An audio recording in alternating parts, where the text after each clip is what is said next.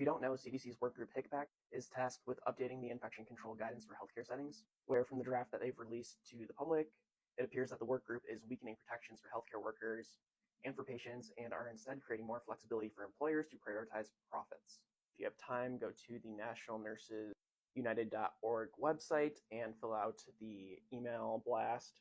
What's great so far is National Nurses United has pressured HICPAC into sending a limited number of work group meeting summaries to the group, which have been made publicly available for the first time on this website here.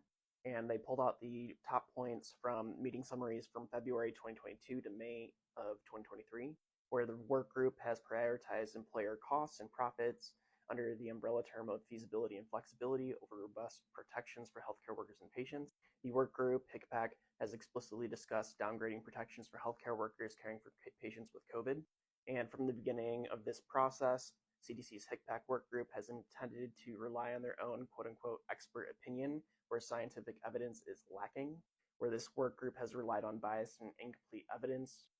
For instance, in evaluating the effectiveness of N95s compared to surgical medical masks, they've stated this is comparable when it's not. N95s are superior to surgical medical masks.